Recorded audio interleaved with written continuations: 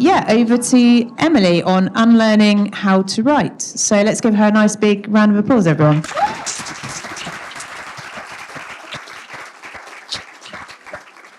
Oh gosh, it's amazing to see so many people here wanting to hear what I have to say about writing in a team, stakeholder, external stakeholder environment. Oh my goodness. So welcome to Unlearning How to Write, or too long, didn't read, don't just rely on ChatGTP. Because we've got comics about that, it's fine. So I want to, some of you might have been here 2 years ago, technically in September. Cast your mind back to Cornish September. The weather was warm enough that we could have a barbecue on the beach for Agile on the beach. Great. And I was waiting in the queue for my food, this gentleman, and somehow we got talking about writing in like a business capacity. This gentleman worked in software development. I work in sales and marketing. I've also worked in internal comms previously, but it was just kind of like, oh, yeah, talking about writing. And he started talking about documentation, a thing I've not really ever had to deal with. I've looked at some of it, but I've never had to write it. And he said, yeah, it's one time we did this documentation for this project, and we did all these really good, practices, best practices for writing, like directly addressing the reader, using plain and simple language where possible, keeping jargon to a minimum, only using it when we needed to use it and explaining it when we did, all these fantastic best practices. It's absolutely amazing, it sounded like. And then you know what he said to me? He said, well, Emily, when the stakeholders on the project finally saw that documentation, the fact that it was not sounding like it was stuck up its own arse because it didn't sound businessy, they said, no, we don't want it anymore. You need to rewrite this documentation so it sounds like it belongs in business land, which is just like, what? What is it? They made you rewrite the documentation just because you made it accessible in the way it used language. So they actually communicated what people needed it to have. So it went from being something that potentially could withstand, I don't know, like an entire new team or somebody coming across this decrepit project 5 years down the line when it's in the legacy land and being like, hey, we can actually understand what we're meant to be doing. Fantastic, because it's one thing having maybe say habitable code. It's another if your documentation is completely unreadable or takes a really long time to read, which is something we'll find out about in a bit. And so he made all these changes. They undid all this best practice that we're talking about today. And I was just like, well, that's horrible. And that's just documentation. There's one area of communication that people working across product and software teams, and potentially even say in a marketing team, which is what I'm in, have to deal with. So they undid all that. And that's just one area. So let's think about another area where we deal with words daily. How much are you and your colleagues messaged per day? And this is at work. This is not personal messages. This is work-based messages across IMs, or instant messages, and email. So according to some average statistics for the US and UK, the average worker will get 20 instant messages per day across something like Slack or Teams. And they'll also get potentially up to 32 emails per day to their work account. So you've just dealt with potentially documentation or some other form of deep literature, shall we say, internally, that is bit of a maze, and then you're also being deluged with communications that are like whether the quality of writing will vary, and it's like that's a lot of what that is. That's a lot of noise. That's a lot of noise going around in everyone's life basically. So if you can't hear, or essentially it's equivalent of hearing, through all of this to understand what you're doing, why you should be doing it, convincing other people to do something because they've also been deluged, keep in mind. How do you get around this horrible situation? Well, how do you stop all of it? How do we try and change how we write across a business and with stakeholders, within teams, to individuals, to perhaps people we're having to talk to outside of a business, like suppliers, or if you're a services-based business like where I work, stakeholders outside of a business. How do we change the tide here and ensure people are not muting their notifications because it's just noise? Well, let's find out. Hi, I'm Emily King. I'm a senior writer and editor at Bluefruit Software. As I've hinted, I work in marketing, but we're actually a software delivery company as well as dabbling in bits of hardware and things to do with user experience and lovely, delightful things in med tech and aerospace and industrial systems. It's fantastic. I myself actually studied here for both my bachelor's and my master's. I have a degree in English and Media Studies, and I have a master's in professional writing. And over 13 years as a professional writer, I have worked as a video games journalist, an internal communications manager for a multinational. I've worked as a copywriter, a content marketing manager, and obviously at this point I'm a senior writer and editor. And for the past 4 years, I've been at Bluefruit. And aside from spending time thinking about how to write about software to explain it to people and writing about Agile and Lean Agile, I spend a lot of time obsessing just over writing, and collecting beautiful notebooks that I will rarely actually use. I buy more books than I will ever possibly read. I am on Storygraph if you want to see what my pile of shame's looking like at the moment. And I spend basically a lot of time thinking about ways of conveying information so that things get done, but also thinking about ways to convey information without writing, because writing isn't always the answer, and we will be going into that. And I'm increasingly thinking about tools like ChatGTP because they're tipping us over, as far as I'm concerned, into a communications nightmare. AI turns this single bullet point into a long email I can pretend I wrote. AI makes a single bullet point out of this long email I can pretend I read. Fantastic situation we're all getting ourselves ready for. And I'm not here to dissuade you to use from using tools like ChatGTP. That would be ridiculous. But there are things you could be doing. There's best practices you could be following in your thinking and essentially the editing that you do at the end of the day, to ensure that however you write, whatever tools you use, you're at least putting something forward that will help people to take action, to inspire collaboration and actually do what needs to be done, or to remember something. Because sometimes it's not action we need, we just need people to remember that there is something somewhere and this is the place to find it. So why unlearning how to write? Well, it's because of school. And when I say school, I do mean all levels of education, including at this level here. Certainly in English curriculums for England in of itself, a little bit in America, certainly English-speaking countries, shall we say. We don't get taught how to write in a way that is about communication. It's usually writing in a way to basically win an argument or to parrot back facts. It's not about convincing someone to do something. And again, that doing something could just be remembering something. Okay, so how we're taught to write is not in a way that invites collaboration. It's a very un-agile mindset that we take to writing.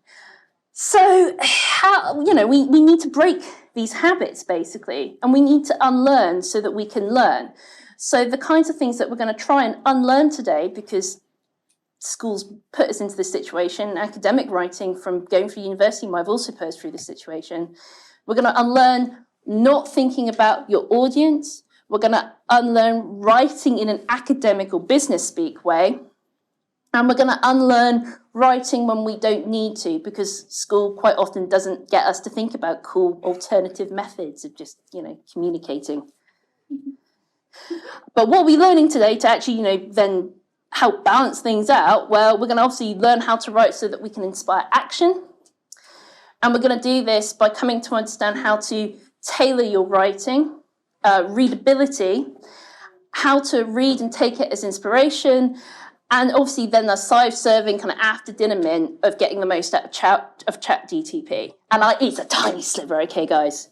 I'm not going to be giving you 10 best tips to get your prompt working today stat, okay? So before you take on board a lot of what I'm going to say after this point, I would like you to consider how important is your message? And I have a really useful scale for this. Are you at, hey, somebody's left dishes in the, office kitchen sink again? Can somebody please, go and deal with that? To the, oh, when should we book our next retrospective? And actually, the middle one might be arguable on that scale, because obviously it depends what situation your project's in. That could be a very important retrospective you need to have. Or there are dragons here. Oh my lord! If we don't communicate this effectively, bad things will happen. Bad things. Okay. So keep this scale of importance of kitchen sink to dragons. Dragons, yeah, and I'm being inspired by Firefox there, because you know what it's like when you're trying to go into their custom settings. It's like there's dragons here. So it's time to unlearn. So we're not thinking about your audience. I had to think about everybody here today. I didn't know who you were going to be, but I was thinking it's going to be a mixture of people. So I had to put some ideas together about who you might be and what you might need. And the things you have to think about when doing all of this is like, who are you writing for? Where are they going to be when this information is imparted to them? And when are they going to be encountering it? Are they going to be encountering it first thing on a Monday morning, last thing on a Friday? Whoever does releases on a Friday I don't like teams that do that, especially as an end user. When things go wrong, you need to think about who, where, when, and this, and often we don't think about that when we write. We don't really think about the person at the other end. Okay. So we're going to learn instead how we're going to think about that audience, how we're going to think about your audience, who you're talking to day to day. And again, how much effort you put in depends on where you are on that scale of kitchen sink to dragon. Okay. I come from world in marketing where I'm meant to tailor my content, the communications I do as much as possible to actually individual groups. When you're dealing with potentially a cross-functional team or different teams with different functions overall across an entire company, it can be difficult to tailor on a really sort of like narrow scale. So instead, you find ways to work around this. But first, you still need to know how to think about your audience. So low intensity is you actually write for somebody who doesn't live in your world. You think of writing for a friend who has no idea most of the time what you do. They maybe think you work with computers. Maybe they think you work in a place that just comes up with ideas for weird random things all the time. Right? It's the equivalent of as Verlin King, I'm sorry if I'm mangling his name, Verlin Klinkenberg said, a letter or long email to a friend, someone who knows you well but hasn't seen you in a while. That's from their book, Several Short Sentences About Writing. It's kind of cool way to write basically for general communications where you're trying to reach beyond your team. And also if you're trying to do a quick message even within your team and you have people within your team who haven't been in your world very long, like juniors. We have juniors in our teams, they are not all up to scratch and up to date with all the bits of jargon that start to clutter our lives up. Or you could be talking to somebody in finance and you're asking for some training. I want some BDD training. What the hell's BDD? It's behavior-driven development, for those who don't know. So it's just thinking about somebody who doesn't live in your world. And next, high intensity would be starting to actually research things and make some actual notes. So I like stealing a little bit from things like user experience thinking and doing things like empathy mapping. You could start doing interviews and surveys. You could be doing some online research, especially if you're trying to communicate with people from outside of your company and you're in a position where you can't quite talk to them directly because you're perhaps a little bit too far down maybe a food chain or something. You could try and do some marketing style personas. There's lots of advice online about how to do marketing style personas and indeed empathy mapping. But basically, this is the Dragon's territory. This is, we're building out like a wiki that's going to serve as like this core repository of information. It's brand new. And before we get into that, maybe we should find out how best we should create it so that it, reaches the best, the widest audience in the best way possible. Okay? And in doing whichever method, but especially the high intensity method, it would be very helpful if you could answer what are their needs and interests, obviously on a professional level, unless you think their love of, cats is going to help you communicate. How busy are they? because obviously if they're incredibly busy, and the further up you go in most businesses, the more busy people tend to be. That means less time they've got to actually take in communications. So you need to keep that in mind. Do they prefer different types of content format? You might have somebody who's really happy about reading blocks and blocks of text, but there could be other people who are real visual thinkers, and they really, really could deal with having something in a different format, like a diagram or two, to help things with. And obviously, are they in a role that's different to yours? Again, that kind of like, if you're talking to people from outside of your little world, they, again, will not necessarily know all the jargon that you use every day, okay? Next, we're going to unlearn writing in an academic or business speak way. When I talk about something like academic, and I'm picking on this paper, any academic paper, pretty much wherever you'll find one, reads kind of like this. I'm not going to read it out to you. I suggest you don't try to read it. It is about embedded systems. Just because I work in an embedded company, I thought I'd just find an embedded systems paper. But it's like this. So it's lots of complex. It's talking about things in a complex way. There are a lot of words there where there might be simpler versions.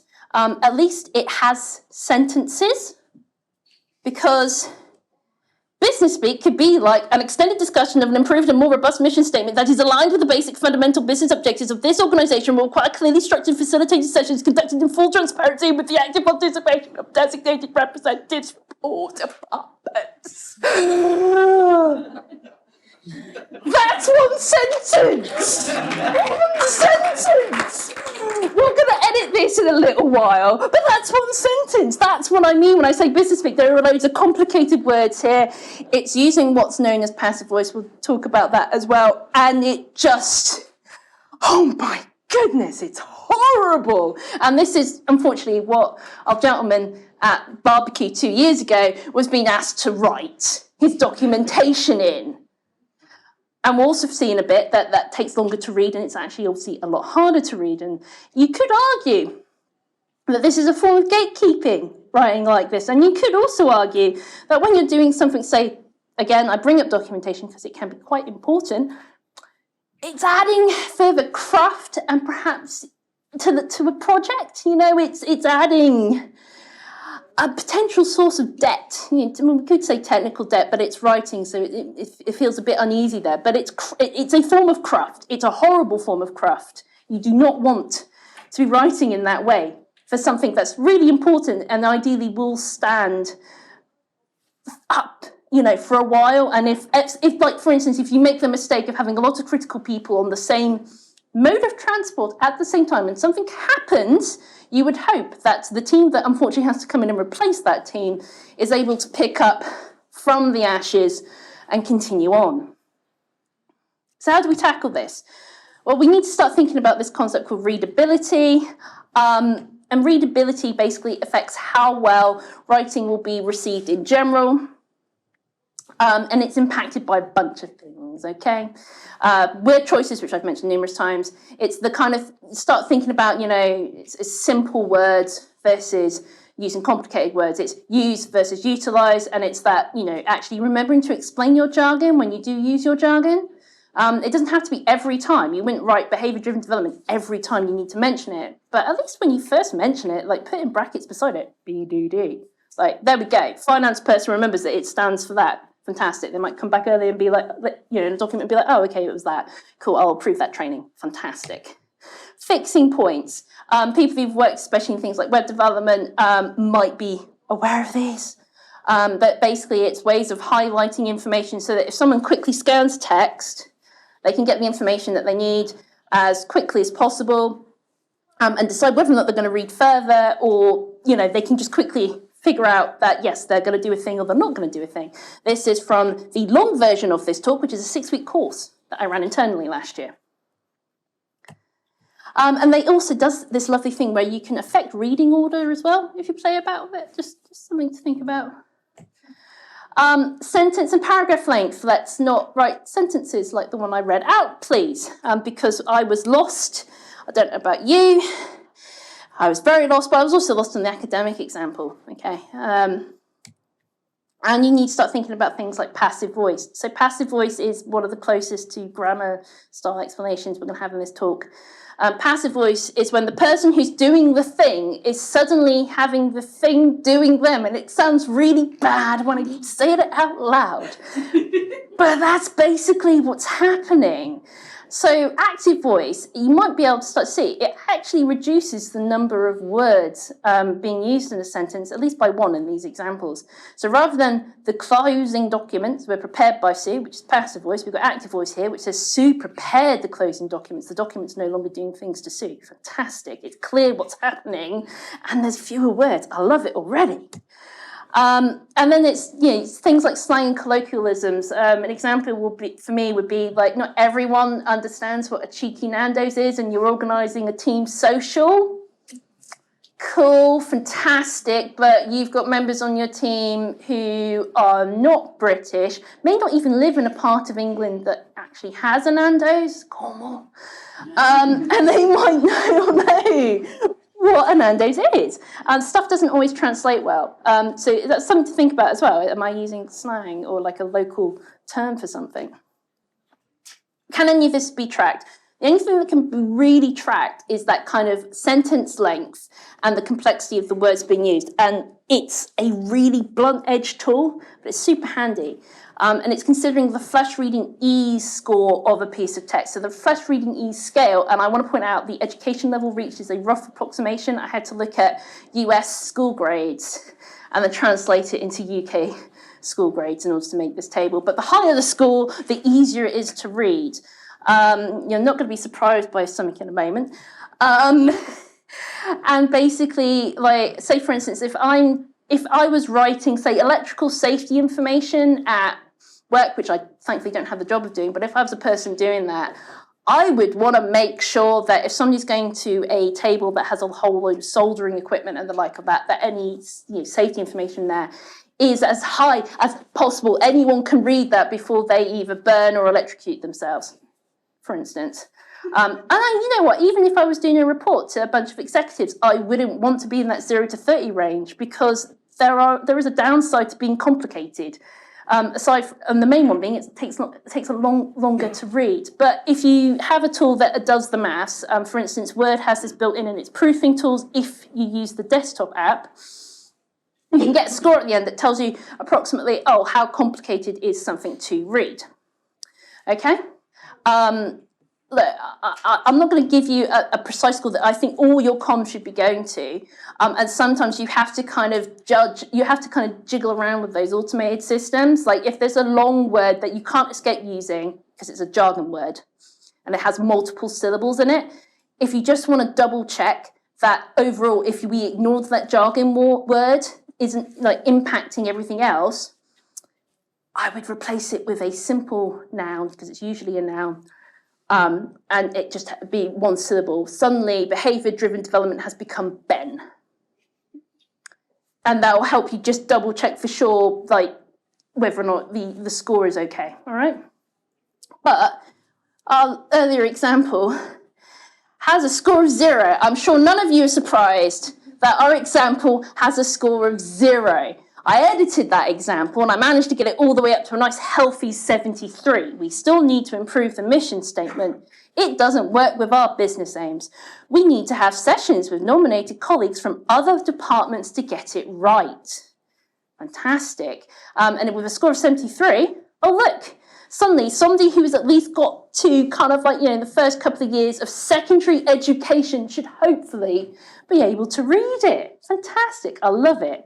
And how long to read? Well, our super long one takes 18 seconds to read, and the shorter one takes, 12 seconds. Now imagine you've got a whole load of documentation, a whole lot of emails where you've fallen into business speak or indeed academic speak land. That amount of time to read is going to stack up over time significantly, meaning it takes longer for anyone to either to engage with something. It means that people might start to think this is a waste of my time to engage with it, and overall maybe turn off from listening with it. So we're trying to avoid that. We're thinking about readability so that we can avoid that situation of people being turned off and do nothing based on what's been said. Okay? So how are we going to deal with this? Well, we're going to do all those things I just said with the fixing points. We're going to think about word choices. We're going to think about complex sentences and paragraphs. And, we're just going to make things a bit easier to read. Next thing I want everyone to unlearn is writing when we don't need to, because not everything needs to be just words. So we're going to learn instead what to do instead of just writing. Admittedly, you'll find that some of these things still have words in, but perhaps not at the volume that you might otherwise use. And the first instant thing, and I know this is going to be difficult for some people, but sometimes, rather than sending an email, an instant message, if you know that person doesn't deal well with that and you're trying to get them to do something and it's not a particularly long thing, maybe you should just go and speak with them. Just go and speak with them. It's fantastic. Don't, if you, it's like the end of stand-up or something and you're just like, Ben, can I just have a couple of minutes of your time, please? Just go and speak with them. You don't have to send an instant message or an email all the time because they've got another 20 or 32 potentially to deal with anyway. And obviously you could perhaps instead record a video, and I've got a bit more on video in a bit, if it's something where you don't think you can have that conversation live, okay? Or you could, some tools let you just record a voice message these days. There are options available to you where speaking happens and writing does not. Could you use a table? So a few years ago now, and I can't show you the table we did because it's under NDA, but me and a developer were trying to think of a way to upsell some security work to a client's product because it really needed that security work, okay? And we're like, well, we're dealing with people who aren't developers mostly, and they're short on time. How about this lovely complex document you've produced, which had lots of in-depth information? How about at the beginning of that, before the in-depth information, we have a nice short executive summary, which was obviously some words.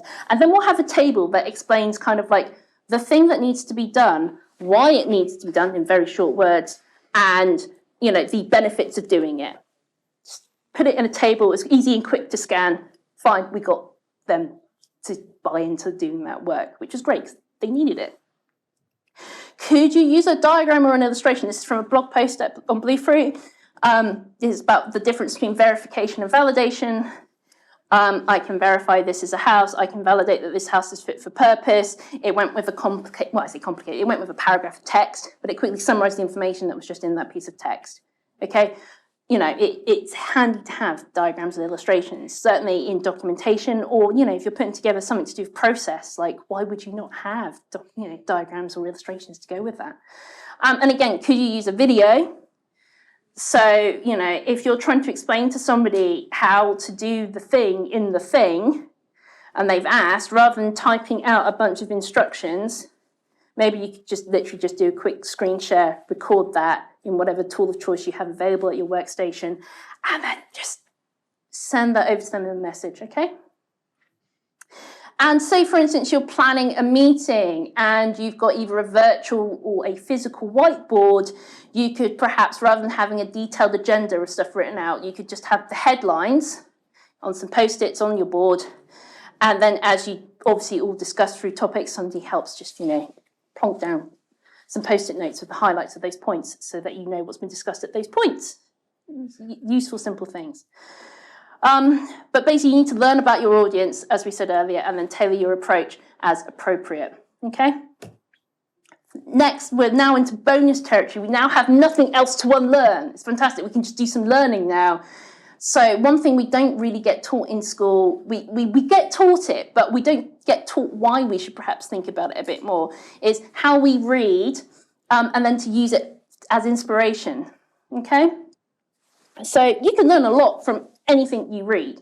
You can learn things about structure, you can learn about how other people are targeting an audience, you can learn about formatting and the fixing points this creates. You can learn about word choice, and you can learn about literary devices and a whole bunch of other things, okay?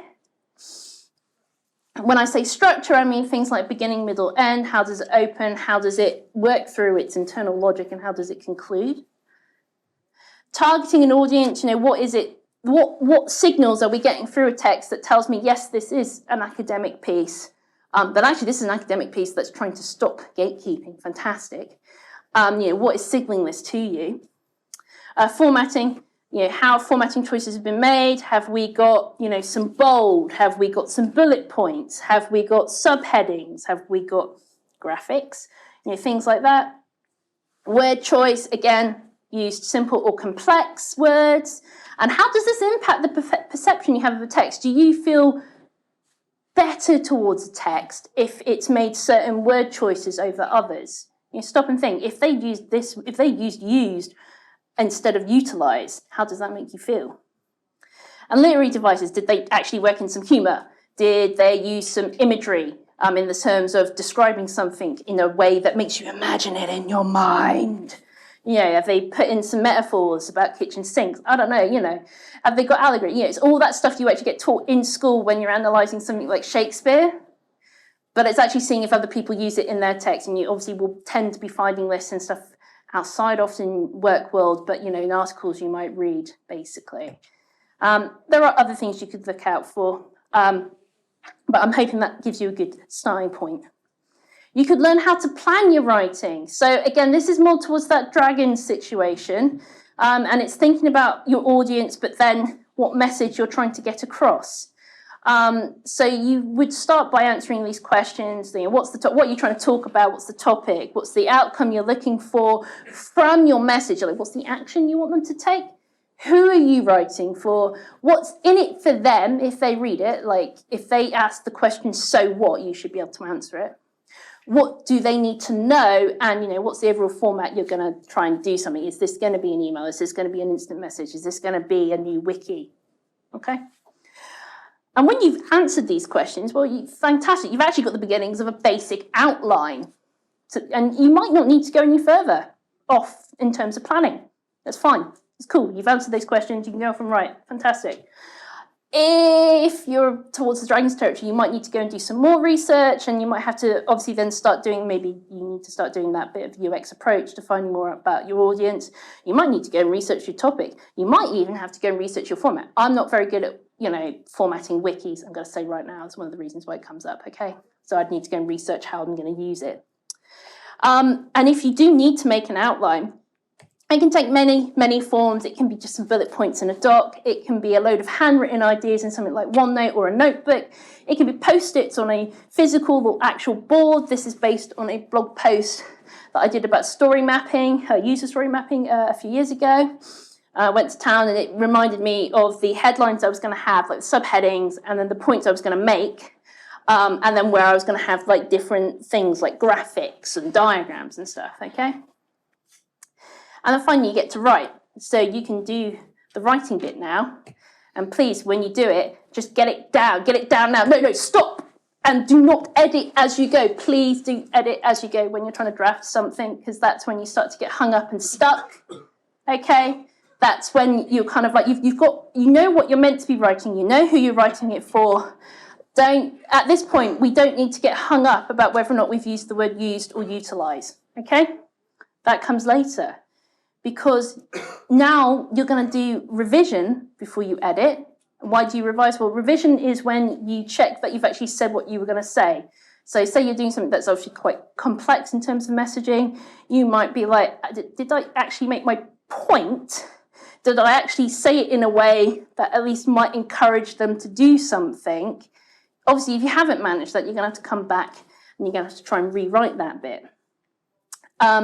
In terms of tips also, by the way, of resisting the urge to edit, if I can go back in my press slides, if you want to resist that urge to edit, make a note on a bit you're getting stuck on. Just leave a note for yourself being like, I can't think of this out now.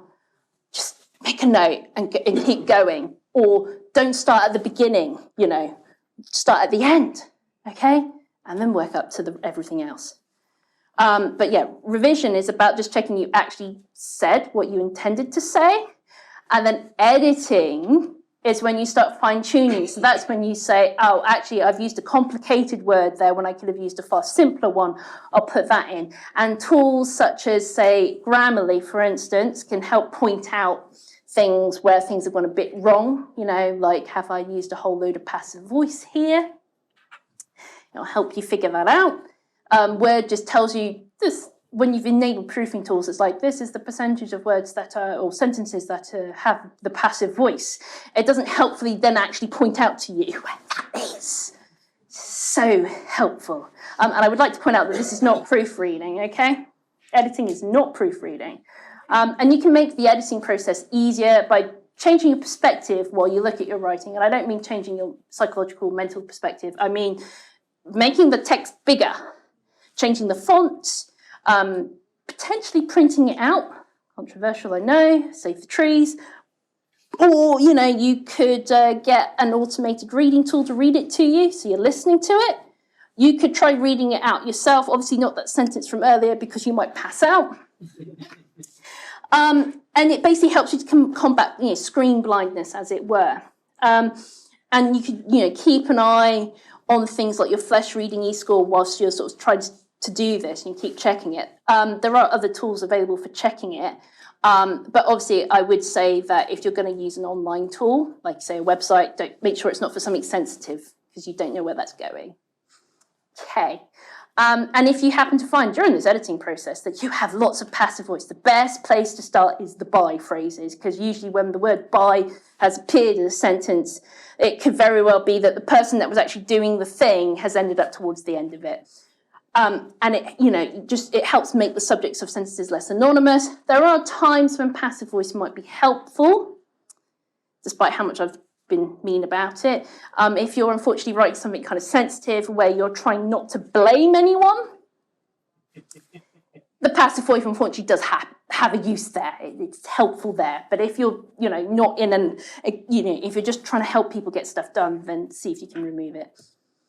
And now you can proofread, and this is where you will probably, hopefully, be in a situation where you're just having to check it yourself because you haven't been in Dragon's territory.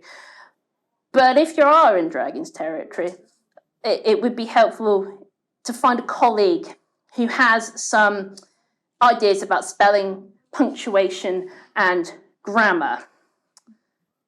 And on a side note of that, even before that point, you might also want to make sure that if you said something that you don't feel you're a complete knowledge expert in, you might want to at least find somebody to also then check it to make sure it's factually accurate. Okay? And proofreading it's SPAG. It's spelling, punctuation, and grammar issues. You know, Word will hopefully point out some things for you. Google Docs might point some things out for you. Grammarly might point some things out for you.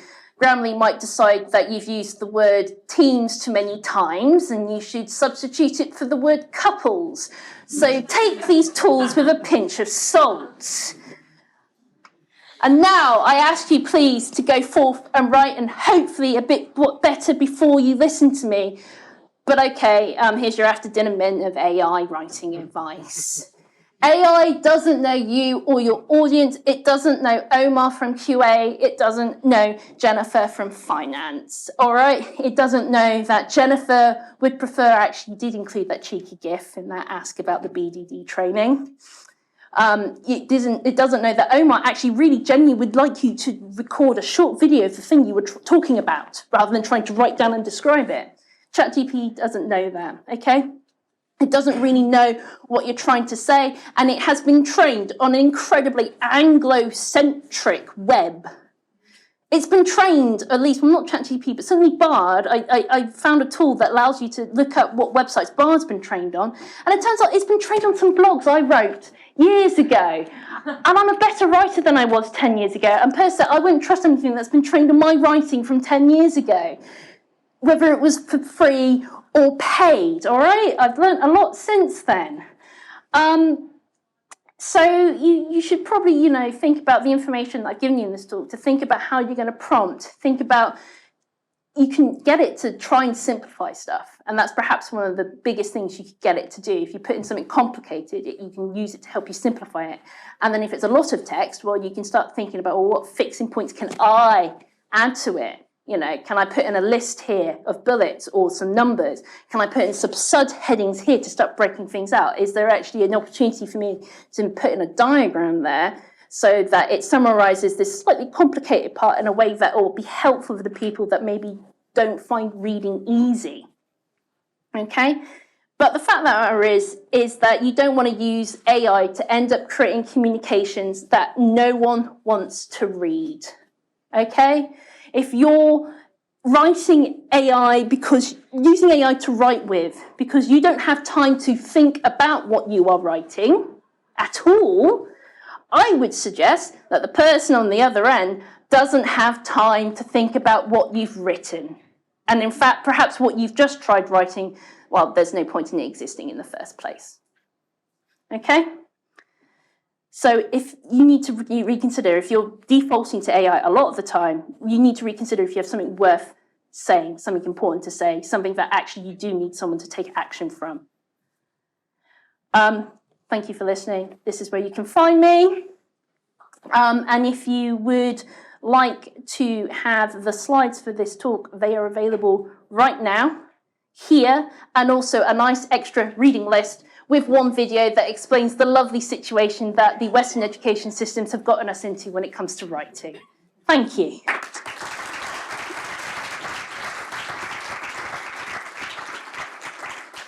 Thank you, Emily. That was great. And I think in this age of remote work as well, writing is so important for sort of transparent documentation, whatever time zone you're in and that kind of thing. So absolutely brilliant. Any questions for Emily? We've got one just there. Fantastic. Hi. What do you think is the best way to correct somebody else's writing? Or not to correct, but to coach maybe? The first thing you need to ask is, how do you like feedback? It's the same as if you were writing some code or putting together some planning. You need to ask that person, how do they want feedback? I prefer feedback that's not too chatty. Just tell me the thing's wrong. Tell me what it's meant to be, for instance. So you need to have that conversation first. So just ask, how do they want feedback in the first place? And also, do they want feedback within the thing that they've created? Or do they want it as separate notes? Would they rather speak with you about it and have you walk them through it? Like, it doesn't have to be done at two different points in time. You could obviously come together and just talk it through. But you need to find out from the individual what their preference is. And that's obviously a lot of what I've talked about here, is you need to find out what people's preferences are and tailor to the most sensible extent that you can. Fantastic. Time for one more. Anyone have one more? Yep, just here. I'm intrigued to know whether you see there being a line between kind of being concise and making things quick and easy for people to read and coming across as a bit sort of blunt and potentially almost like confrontational. There is potentially a line to be drawn. Some people might draw it. It's based on culture. It's certainly based on culture, national and business. And it also depends on what kind of situation you're in. Is it feedback, again, that you're trying to do? The thing is that if we start dressing stuff up all the time and we put really long words in and we put platitudes in and stuff, there are some cultures where you unfortunately may have to do that. And I suggest, it's not on my reading list, but I suggest reading, it's a book called The Culture Map. If you've never read it before, it's a good one to find out about different work cultures. Okay. And that would, if you paired that with, your communication needs, you will start to understand, be like, oh, if I'm dealing with a team in Japan, I might need to be a little bit less blunt, but you've got a lot of leeway in English-speaking countries, and certainly places like Scandinavia, Netherlands, Germany. Cool, thank you. Yes, thank you very much. Well, let's give Emily a huge round of applause.